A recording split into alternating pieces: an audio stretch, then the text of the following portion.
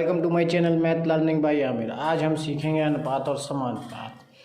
तो यहाँ देखिए, आज हम अनुपात जो समानुपात सीखेंगे उसके लिए पहला क्वेश्चन हमें यहाँ दे रखा है। यदि a अनुपात b बराबर 3:4 और b अनुपात c बराबर 6:7 कह रहे हैं, तब a b c की वैल्यू बताइए। a b c की वैल्यू बताना है, बहुत ही आसान है क्वेश्चन। तो पहले जिसकी वैल्यू आपको चाहिए है ये ऊपर आप लिख लें, a अनुपात b अनुपात सी अनुपात लिख लिया। अब उसके बाद इन्होंने दे दिया था कि ए बी की वैल्यू 3:4 है, तो ए के नीचे 3 बना दीजिए और अनुपात का अनुपात और बी के नीचे 4 बना दीजिए। और बी और सी की वैल्यू 6:7 है, तो बी के नीचे बना दीजिए आप 6 और सी के नीचे आप बना दीजिए 7। अब यहाँ पर आप देख रहे हैं कि यहाँ पर कुछ जगह खाली है। अब देखिए यहाँ पर 4 है, इसके आगे की जगह खाली है, तो ये 4 ही बना लीजिए। बहुत ही सिंपल भाषा में बता रहा हूँ। यहाँ पर जगह खाली है तो ये वाले जो 6 हैं ये इसको कवर कर देंगे।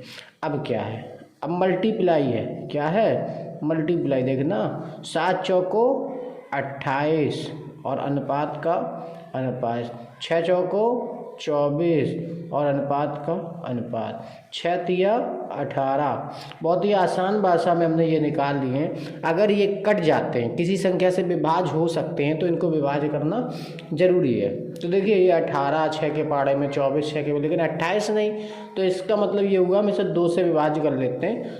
2 निम 18 और 2 एकम 2, 2 दूनी 4, 2 एकम 2, 2 चौको 8। ये आपका ए बी सी का आंसर हो गया। ठीक है, बहुत ही आसान शब्दों में बताया। नेक्स्ट सवाल की ओर चलते हैं। यदि ए बी बराबर 2:3 और बी सी बराबर 4:5, तब ए बी सी का, हमने अभी आपको ऊपर बताया भी हाल कि ए बी सी आप लिख लें। ए बी की जो भी वैल्यू है अनुपात में वो वैल्यू लिख दें, लिख दिया, और बी सी की वैल्यू जो भी है वो वैल्यू लिख दें, बी सी की 4:5। अब यहाँ पर जगह खाली है तो ये 3 को कवर करने दें। यहाँ पर जगह खाली है तो ये वाला अंक इस जगह को कवर करेगा। अब आपको मल्टीप्लाई करना है। 5 तिया 15, 4 तिया 12 और 4 दूनी 8। अब ये अगर किसी पाड़े से विभाज्य हो सकते हैं, कट सकते हैं, तो काट लीजिए, वरना यही इसका आंसर होगा। तो आंसर क्या आ गया? 8:12:15। यही इसका ए बी सी का आंसर हो गया। धन्यवाद। वीडियो पसंद आती रहे तो लाइक ज़रूर करते रहें। आगे देखते तीसरा सवाल। तीसरे सवाल में अभी तक क्या कर रहे थे कि ए बी सी के मान निकाल रहे थे, ए बी सी के। अब तीसरे सवाल में कह रहे हैं ए बी सी डी के मान निकालिए। ए बी सी डी के भी निकाल लेंगे, उसमें क्या दिक्कत है। ए बी सी और डी लिख लेते हैं। लिखने के बाद ए बी का वैल्यू जो हमको मालूम है वो लिख लेते हैं, बी सी के वैल्यू जो हमको मालूम है वो लिख लेते हैं, और सी डी की वैल्यू जो हमको मालूम है 4:5 वो लिख लेते हैं। अब जगह को कवर करना है और फिर मल्टीप्लाई करना। ये 3 है, यहाँ पर 2 बार जगह खाली है, तो ये 3 दोनों जगह को कवर कर लेगा। और ये 4 इधर कवर करेगा, और यहाँ कौन कवर करेगा? 3 कवर करेगा। अब ये 4 यहाँ कौन कवर करेंगे? 4 कवर करेंगे। अब क्या करना है? मल्टीप्लाई। तो 3 चौको 12, 12 पंचे 60, अनुपात का अनुपात, 3 चौको 12, 12 चौको 48, अनुपात का अनुपात, 3 तिरका 9, 9 चौको 36 और अनुपात का अनुपात, 2 तिया 6, 6 चौको 24। अब ये जो आपके सामने संख्याएं प्राप्त हुई हैं मल्टीप्लाई करने के बाद, अगर ये किसी संख्या से कट रही हैं तो आप इनको काटना जरूर। तो देखिए ये हमें 12 से कटती हुई दिख रही हैं सब। 12 दूनी 24, 12 तिया 36, 12 चौको 48, 12 पंचे 60। तो ये आपका आंसर हो गया। ए बी सी डी का अनुपात यही हो गया। ए बी सी डी का अनुपात पूछा था तो ए बी सी डी का अनुपात आ गया 2:3:4:5। अब नेक्स्ट सवाल की ओर चलते हैं। थोड़ा अलग तरीके का सवाल है लेकिन बहुत ही बेसिक तरीके से बता देंगे, बिल्कुल आसान तरीके से।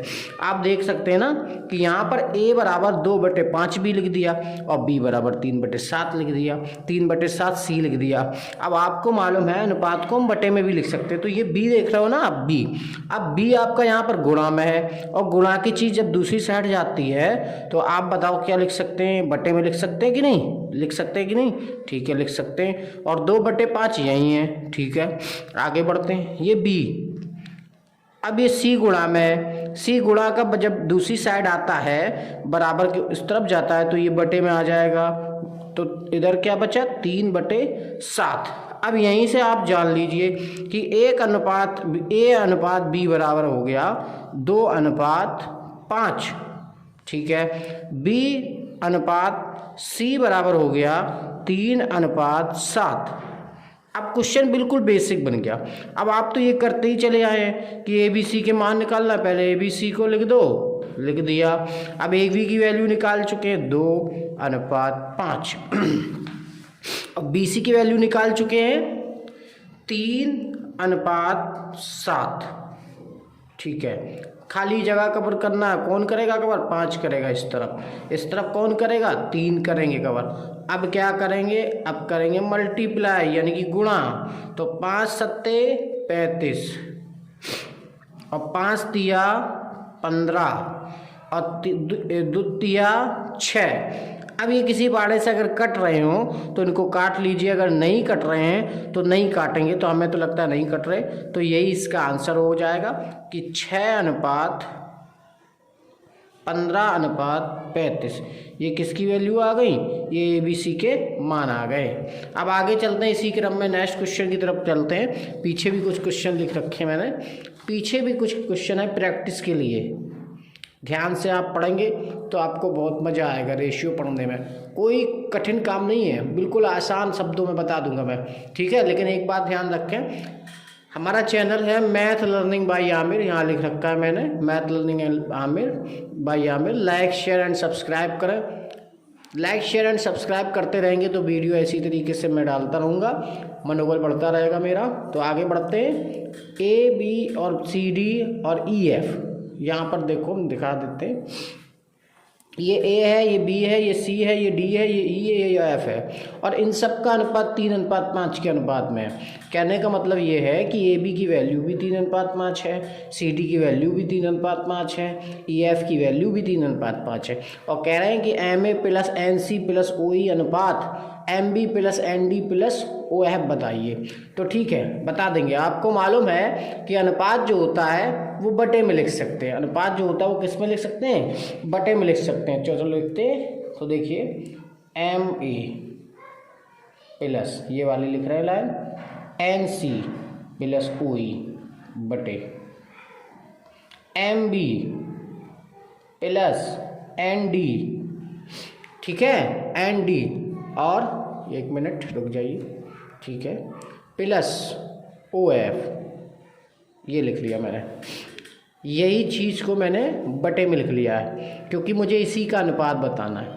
अब आप बताइए कि ए की वैल्यू क्या है? यहाँ से देखेंगे, ए की वैल्यू 3, सी की वैल्यू 3, ई की वैल्यू 3। तो यहाँ पर हम सब वैल्यू रखते हैं, एम की जगह एम रहेगा। ए की वैल्यू आप अभी थोड़ी देर पहले बताए थे हमको 3, मैंने निकाली ना, ए की वैल्यू 3 प्लस एन की वैल्यू नहीं है, सी की वैल्यू देखो अभी निकाले 3, सी की वैल्यू भी लिख ली, प्लस ओ की वैल्यू नहीं है मेरे पास, ई की वैल्यू अभी निकाले आप, क्या निकली 3, और ये बटे में एम की वैल्यू नहीं है। अच्छा, अब यहाँ देखिए सेकंड पोजीशन को देखिए ध्यान से कि बी की वैल्यू दूसरे स्केच से इंडिकेट कर देते हैं। देखिए ये जो b की वैल्यू है, अब b की वैल्यू दूसरी वाली बनेगी यानी कि 5, और d की वैल्यू भी 5, और f की वैल्यू भी 5। तो यहाँ हमको वैल्यू मिल गई है, कुछ रख देते हैं। देखिए b की वैल्यू कितनी है? आप बोल रहे होंगे 5 है, 5 रख दिया, प्लस लगा दो, n बना दो, और d की वैल्यू आपने देखा वो भी 5 है, ठीक है, प्लस o बना दो, और आपने देखा f की वैल्यू भी 5 है। ठीक है, अब देखना ध्यान से। अब आप बताइए ऊपर जो आपके पास जो लाइन प्राप्त हुई उसमें क्या कॉमन आ सकता है, तो कह दो 3 कॉमन आ सकता है, क्योंकि 3 इसके पास है, 3 इसके पास है, 3 इसके पास, तो 3 मैंने बाहर निकाल लिया। तो अंदर बचा m n प्लस o, और यहाँ नीचे से क्या कॉमन आएगा, तो आप कहोगे 5 कॉमन निकाल लो, क्योंकि 5 इसके पास, इसके पास, इसके पास, तो यहाँ बचेगा m, 5 निकल जाएगा, यहाँ बचेगा n और यहाँ बचेगा o।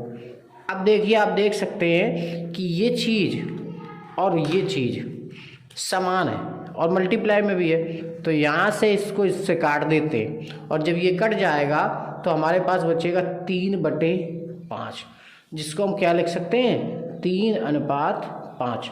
तो यही आपका आंसर हो गया। आप कह सकते हैं कि M A plus N C plus O E अनुपात M B plus N D plus O F बराबर 3:5। बहुत ही आसान शब्दों में सिखाया है। आगे बढ़ते हैं नेक्स्ट सवाल की तरफ। नेक्स्ट सवाल क्या कह रहा है, कि कह रहा है कि ए बी बराबर 2:1, तब A cube minus B cube plus A cube plus B cube की वैल्यू बताइए। तो जो भी दिया गया हमको पहले लिख लेते हैं। दिया गया ए क्यूब माइनस बी क्यूब बटे, इसको बटे में लिख लेते हैं क्योंकि ये अनुपात में दे रखे हैं हमको। ठीक है, कोई चिंता की बात नहीं है। ए क्यूब प्लस बी क्यूब ये दिया गया था हमको। अब आप बताइए ए की वैल्यू 2 और बी की वैल्यू 1, तो ए की जगह हम क्या रख सकते हैं, 2 रख सकते हैं, तो 2 का घन क्या हो जाएगा, 8 हो जाएगा, माइनस बी की वैल्यू क्या रख सकते हैं, 1 लिख सकते हैं, और बी का घन क्या, 1 का घन क्या हो जाएगा, 1 हो जाएगा। बताइए ए का घन क्या हो जाएगा, नीचे भी 8 हो जाएगा, और प्लस नीचे लगा दीजिए, और बी का घन क्या हो जाएगा, यानी कि 1 का घन क्या हो जाएगा, 1 हो जाएगा। अब नेक्स्ट देखिए, 8 में से 1 जाएगी, कितना बचेगा, 7 बचेगा, 7, और यहाँ 8 में 1 जोड़ेंगे 9 आ जाएगा, और इसको हम कैसे लिख सकते हैं, 7:9। तो आप कह सकते हैं कि इसका जो भी आंसर था वो क्या होगा, 7:9 होगा। धन्यवाद। इसी क्रम में 7वें क्वेश्चन की तरफ, लास्ट क्वेश्चन की तरफ, और वीडियो को लाइक शेयर सब्सक्राइब करते रहें। बहुत ही आसान शब्दों में सिखाया जाएगा, और नेक्स्ट वीडियो जो भी आएगी वो भी बहुत ही आसान शब्दों में सिखाया जाएगा। तो देखिए, यहाँ पर मैं दूसरी स्केच का इस्तेमाल कर लेता हूँ। बहुत हरा चला लिया, अब मैं चलाऊँगा, ये पता नहीं कौन सा कलर है। आगे बढ़ते हैं कि A B B C C D 3 value दे दी। 3 वैल्यू देने के बाद पहली और चौथी वैल्यू पूछी है। अच्छा, देखना, आपको हम लिख के दिखाते हैं। ए अनुपात बी अनुपात सी अनुपात डी, ये होता है। उनका कहने का मतलब है ये ए वाली वैल्यू और ये डी वाली वैल्यू। तो पहले तो जो हमको मान दिए वो लिख लेते हैं। पहला मान ए बी का 3:4, दूसरा बी सी का 7:9, और तीसरा सी डी का दे दिया, 5:7। जगह को कवर करना है, बहुत ही आसान तरीके से आप सीख चुके हैं कि जगह को कैसे कवर करते हैं। ये लास्ट वाला जो पॉइंट अंक होता है ये बताएगा कि आगे क्या जाएंगे। तो आगे तो आप 4 ले गए होंगे, अच्छी बात है। अब यहाँ क्या ले जाएंगे, आप कहेंगे 9 ले जाओ। यहाँ क्या ले जाएंगे, आप कहोगे 7 ले जाओ। यहाँ क्या ले जाएंगे, आप कहोगे 5 ले जाओ। अच्छा, जगह कवर हो गई। अब क्या करेंगे, एक ही चीज़ मल्टीप्लाई। तो मल्टीप्लाई करते हैं।